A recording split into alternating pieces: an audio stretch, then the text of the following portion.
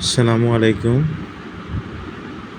আমরা এখন এলেম থেকে একটি হাদিস বর্ণনা করব, যে হাদিসটা আবু হুরায়রা রাদিয়াল্লাহু তাআলা আনহু বর্ণনা করেছেন।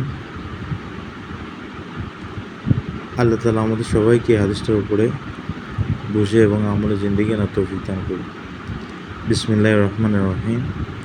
হযরত আবু হুরায়রা রাদিয়াল্লাহু তাআলা আনহু একবার মদিনার বাজারে দিয়ে অতিক্রমকালে দাঁড়াইয়া গেলেন এবং বললেন, হে বাজারের লোকেরা, তোমাদিগকে কি জিনিস অক্ষম করিয়া দিয়েছে?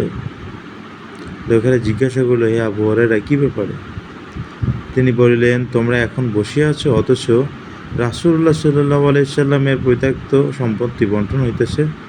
তোমরা যাইয়া কি রাসূলুল্লাহ সাল্লাল্লাহু আলাইহি সাল্লামের পরিত্যক্ত সম্পত্তি হইতে নিজের অংশ লইতে চাও না? লোকেরা জিজ্ঞাসা করিল, রাসূলুল্লাহ সাল্লাল্লাহু আলাইহি সাল্লামের পরিত্যক্ত সম্পত্তি কোথায় বণ্টন হইতেছে? তিনি বললেন, মসজিদে। লোকেরা দৌড়াইয়া মসজিদে গেল। আবু হুরায়রা রাদিয়াল্লাহু তাআলা আনহু লোকদের ফিরিয়া আসা অপেক্ষায় সেখানে দাঁড়িয়ে রহিলেন। লোকেরা ফিরিয়া আসিল। তিনি জিজ্ঞাসা করিলেন, কি হইল? তোমরা ফিরিয়া আসিলা কেন?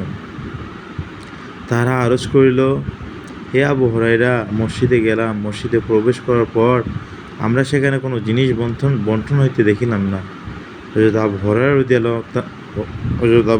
রাদিয়াল্লাহু তাআলা আনহু তাহাদিগকে জিজ্ঞাসা করিলেন, তোমরা মসজিদে কি কাউকে দেখো নাই? তাহারা আরজ করিলেন, জি হ্যাঁ, আমরা কিছু লোককে দেখিলাম। তাহারা নামাজ পড়িতেছিল, কিছু লোক কুরআনে কারিমের তেলাওয়াত করিতেছিল।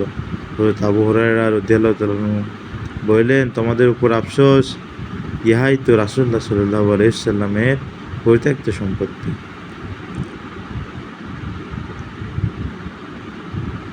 হায়, আমাদের সবাইকে রাসূল সাল্লাল্লাহু আলাইহি ওয়াসাল্লামের পরিত্যক্ত সম্পত্তি